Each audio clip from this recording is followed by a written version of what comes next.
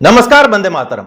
दोस्तों, स्वागत है आप सबका सैनिक पाठशाला में। जैसे आप बोर्ड पर देख पा रहे हैं दोस्तों, आज के इस वीडियो में 3 महत्वपूर्ण जानकारियों को लेकर आया हूं, जिसमें सबसे पहली जानकारी है ओआरओपी से जुड़ी हुई एक बड़ी खुशखबरी है।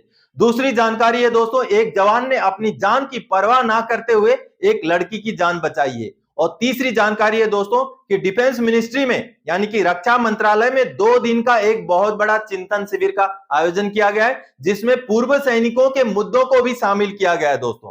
तो आगे बढ़ेंगे इन तीनों विषयों के ऊपर। इससे पहले कि आगे बढ़े, मेरा आप सबसे आग्रह है दोस्तों, सैनिक पाठशाला चैनल के साथ जुड़े रहने के लिए, इसका हिस्सा बने रहने के लिए, आपसे जुड़ी हुई भरोसेमंद जानकारियों को पाते रहने के लिए चैनल को सब्सक्राइब जरूर करें। तो चलिए आगे बढ़ते हैं। सबसे पहली जानकारी, जैसे आप देख पा रहे हैं दोस्तों, खुशखबरी, स्पर्श के साथ साथ अब बैंक यानी कि सीपीपीसी वालों को भी मिला ओआरओपी का फुल एरियर। जी हां दोस्तों, आप सबको पता है कि जिनका भी पेंशन ओआरओपी 2 के तहत बढ़ोतरी हुआ है, उनका ओआरओपी का एरियर मिलने का सिलसिला जारी है। ऐसे में जिन भी पेंशनर्स का उम्र 1 जनवरी 2023 या उससे पहले ही 70 साल हो चुका है, उनको फुल एरियर का भुगतान स्पर्श की तरफ से तो शुरू हो चुका है, लेकिन जो पेंशनर बैंक या डीपीडीओ से पेंशन लेते हैं, उनका अभी तक फुल एरियर का भुगतान शुरू नहीं हुआ था। लेकिन अभी आज के डेट में जानकारी यह है दोस्तों कि जो सीपीपीसी के तहत बैंक से पेंशन ले रहे हैं, उन पेंशनर्स का भी 70 साल से ऊपर उम्र वालों का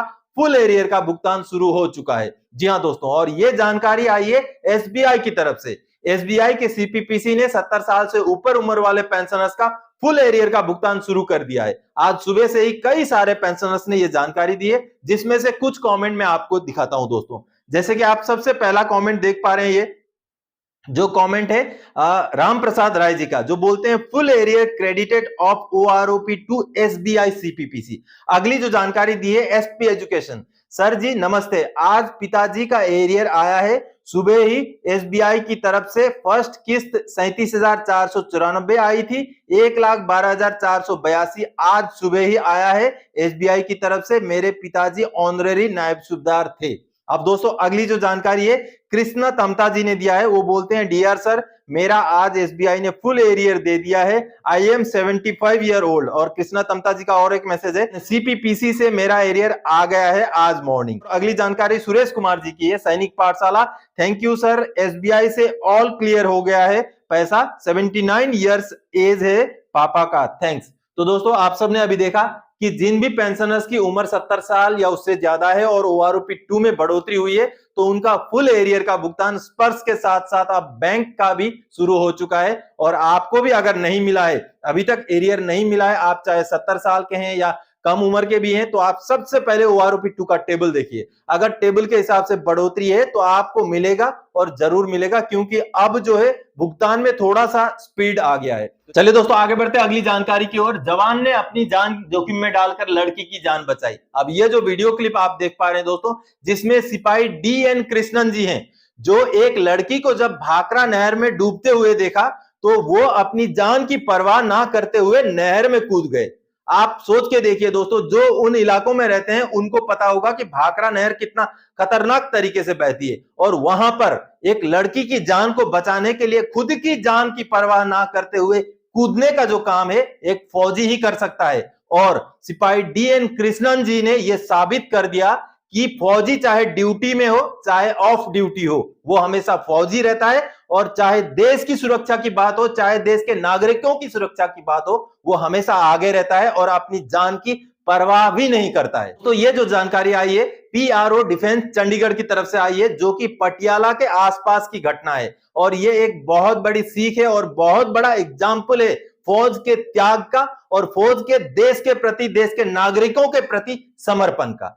तो चलिए दोस्तों आगे बढ़ते हैं अगली जानकारी की ओर। रक्षा मंत्रालय की बड़ी चिंतन बैठक 19 और 20 जून को, पूर्व सैनिकों के मुद्दे भी शामिल। वहां क्या मुद्दे हैं, ECHS, OROP, employment, equal MSP, क्या क्या मुद्दे हैं उसके बारे में जानते हैं दोस्तों। जब आज के डेट में पूर्व सैनिक सड़कों पर है, अपनी कई सारे मांगों को लेकर के धरना प्रदर्शन कर रहे हैं, ज्ञापन सौंप रहे हैं, तो ऐसे में पूर्व सैनिकों के विषयों को अगर डिफेंस मिनिस्ट्री में कोई चिंतन बैठक हो और वहां पर शामिल किया जाए, तो ये एक बहुत बड़ी जानकारी हो जाती है।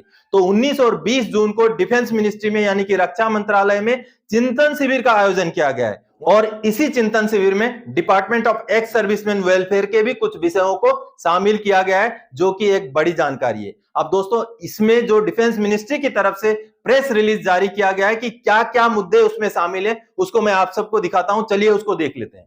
अब ये जो प्रेस रिलीज देख पा रहे हैं दोस्तों, press information bureau government of India की तरफ से जारी किया गया है, जिसमें बोला गया है कि एमओडी टू होल्ड 2 डे चिंतन शिविर to discuss challenges faced by its departments and evolve new ideas for better governance. यानी कि जो भी डिपार्टमेंट्स के द्वारा कई सारे प्रॉब्लम्स फेस किए जा रहे हैं उनके बारे में डिस्कस करना, उनका समाधान निकालना और नए नए तरीकों को जो है गुड गवर्नेंस के लिए नए नए तरीकों को जो है निजात करना, जो कि आप देख पा रहे हैं 18 जून 2023 का प्रेस रिलीज है।